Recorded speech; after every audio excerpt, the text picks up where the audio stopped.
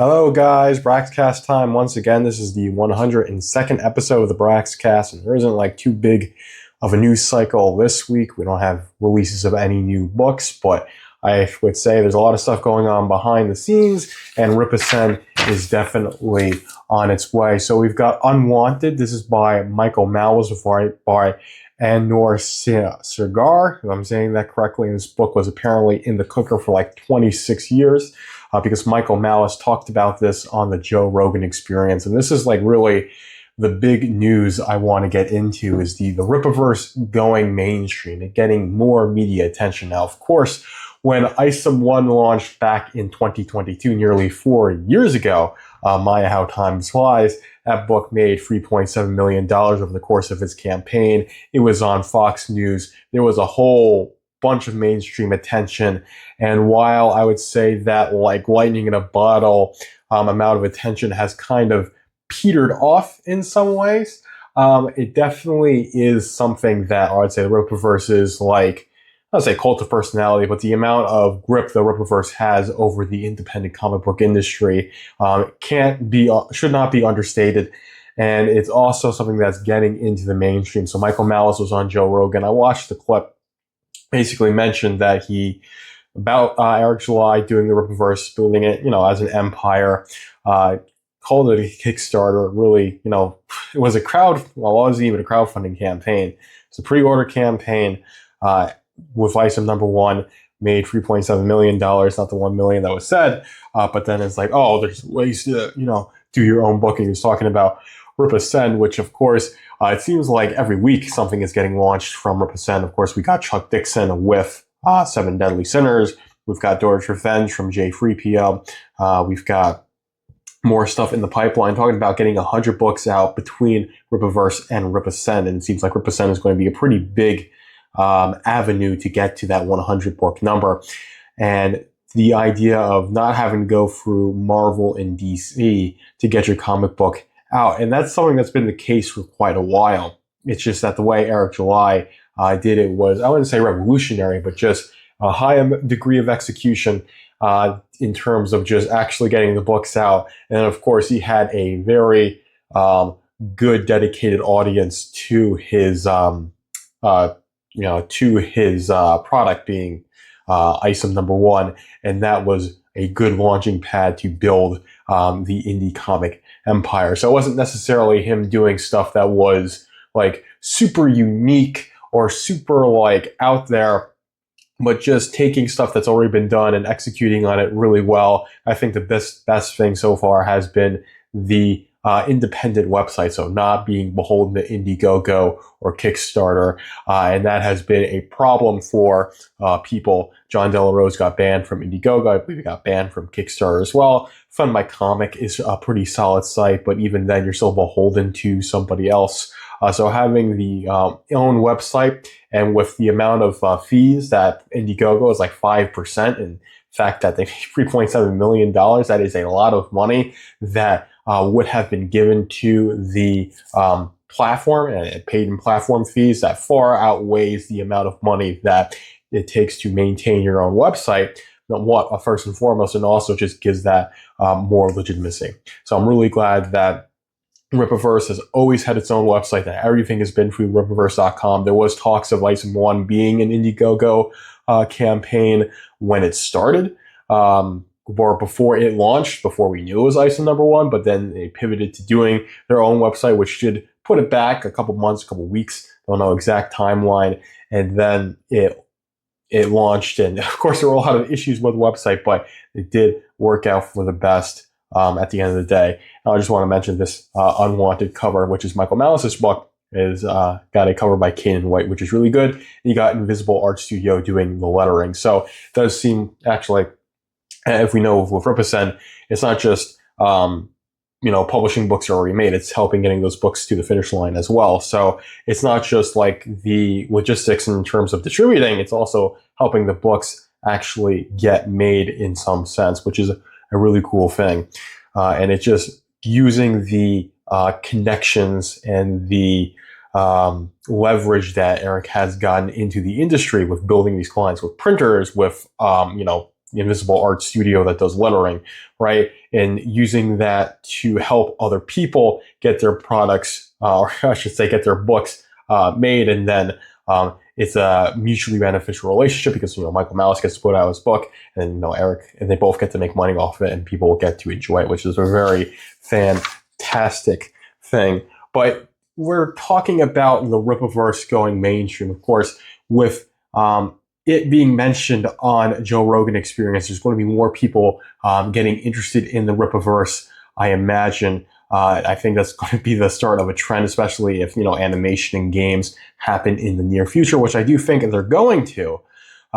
So it's just that, like, what would I do, or what advice do I have for making the Rippaverse more accessible to mainstream uninitiated readers? Well, one, I would recommend you guys watch my Braxcast special, How to Get Into the Rippaverse. You can search that up. I might put that in the suggested videos on YouTube if I do, remember to do that.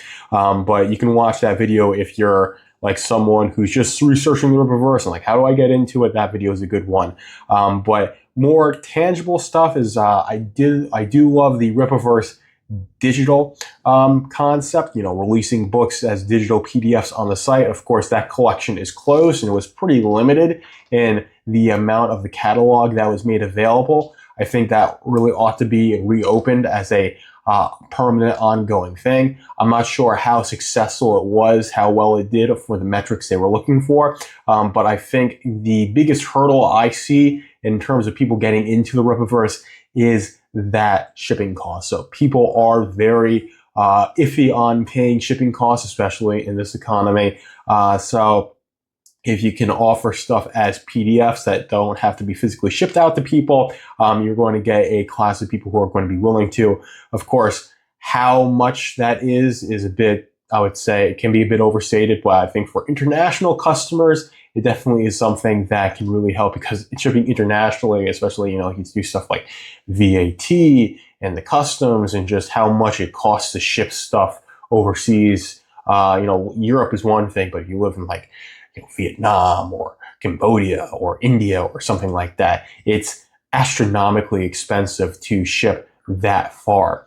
And also it takes a really long time for that stuff to get shipped. It makes it a bit infeasible to keep up with a release schedule as packed as Rippaverse is getting. So having on par digital releases, opening up the entire back catalog and then keeping it updated with the future catalog is something that I would recommend the Rippaverse consider doing to lower the barrier of entry for new readers in terms of even domestic shipping costs, and of course keeping that open to the international buyers as well.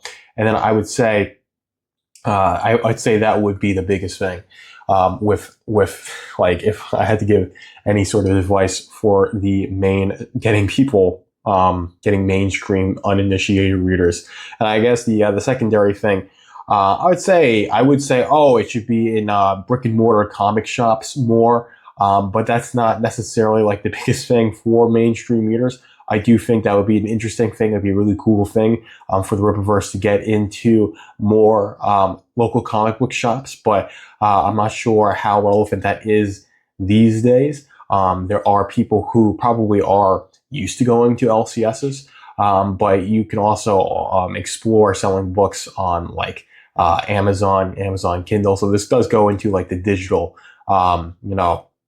the digital route. If you put your books on Amazon Kindle, and people use Kindles and stuff like that, or going D2C with other online retailers, selling books on Amazon. As much as people don't like Amazon, people do still use Amazon as a service, and having some books through KDP or something similar to that, or just on Amazon, probably would be beneficial, because people might just search for the books on Amazon and be able to buy either digitally or physically. So just the more options that people have to buy the books, the more likely you are going to be able to close that sale. And then I would say thirdly, and this is something that's being worked on with the crowdfunder, we had that crowdfund for animation, but getting animation, getting games, getting other forms of media other than the comic books is going to make it accessible as well. I think the best thing in the long run would be to have like a Rippaverse movie. So if you have like Isom Ill Advised, it's like a, two 90-minute movies that people could watch. I'm not sure if they would be on like Netflix or HBO Max or whatever. But even if you could go to rippaverse.com, pay like $5 to rent both of them, watch them within 2 days, which is, pretty typical for like Amazon Prime Video. Then you could get a lot of people, getting their foot wet in terms of getting into the Rippaverse. And then I like the Isom movies, then I'll buy some of the books. So having like that, piece of media that isn't the comic books, I would say like movies, whether that is like an Isom Ill-Advised movie, whether that is like a Horseman, TV show, which has been floated around, of course, having Dean Cain, stuff like that would make it really, really tempting for mainstream readers to dip their toe into the water, and also a lot easier for them to do so. And then once you've got their interest peaked, then it's easier to upsell them to buying the comics and saying, hey, I read, I watched the Horseman, show. Is there more Horsemen? It's like, well, you can read Horseman Hulk and Flores Park. You can read the ongoing series. You can read Alpha Core, which, Horseman appears in, right? It just makes it easier to get people into it if you have something that is like a simpler barrier to entry. That's something that like I'd say movies are a more popular medium than comic books these days. There's a lot of people who like video games, so having like a Rippaverse like fighting game, even if you're like, I don't like comics, but I do like fighting games. You have like a Rippaverse fighting game, you have a Rippaverse beat 'em up game, the indie games that we have talked about, or like the more simplistic like retro style games, I really ought to say, that are much less cost intensive than doing like a super grandiose AAA open world experience. Not that we'd love to have that, but that's a, multi-million, that's a, $10 million plus investment. The Rippaverse just isn't there yet. Hopefully we do get there. We do get a game like that. It would be really, really cool. But doing smaller projects like that aren't comics, but can get people interested into the lore of the Rippaverse, and then using that interest to sell them on the comics, I think is going to be a really, really good strategy. And I think that's the biggest thing that the Rippaverse has to do in the long term to get that mainstream appeal. But it's getting into the mainstream, I would say, audience is probably the best way to put it. Like being mentioned, Joe Rogan Experience is a big thing. And you're just going to see more and more stuff like this as it has its solid fan base, and especially as Rippaverse keeps on expanding its list of creators that it works with. Because this happened because Rippaverse is working with Michael Mells, and that means that he's going to be talking about, hey, I'm working with Eric July's company, and he was really successful with comics, and he's publishing other people's comics. And you can do, plenty of other people in the comic book industry, and they'll go around, they'll talk about it, and they'll say, yeah, this is what's happening with, this is what I'm doing with Rippaverse, and also, there's Rippaverse, and that's why Rippaverse exists. And you'll just see as that network expands, more people are going to get drawn into it, and you're going to see people, of course, engaging with Rippaverse, but with Rippaverse as well. And I think Rippaverse being less of like a platform where campaigns are launched, which is what it currently is now, to a storefront that just has books that you can buy, which it's not there yet. It really needs to get there soon, with just how many projects are on the pipeline. That is, I think, also going to be important as well, making Rippaverse a platform that people can easily access and just browse all the books. And that is going to be important as well as to getting that mainstream appeal. I don't think it's as important as the stuff I said earlier, like, getting like a Rippaverse movie, Rippaverse game for the Rippaverse accessibility to the mainstream. But I think Rippaverse being solid and being a good service is going to be important as well, because people are going to find out through Rippaverse by Rippaverse. And if Rippaverse isn't a good, solid service, that's going to reflect poorly on the Rippaverse. And of course, the opposite, if Rippaverse is a good, solid service, which I think now it is, but it definitely needs to mature a little bit for that to maintain, that's going to reflect positively on the Rippaverse. People are going to be more likely to say, hey, Rippaverse is cool. I had a good experience buying the Rippaverse book that I was interested in. Maybe I'll check out Isom, maybe I'll check out Yaira or Alpha Core or whatever it is. I think that's a pipeline as well, and it definitely needs to be nurtured. But that's really all the commentary I have for now. Hopefully you guys enjoyed this episode. Joker is out. Thank you for tuning in to the Braxcast. Be sure to like, comment, follow, and subscribe to keep up with the Rippaverse.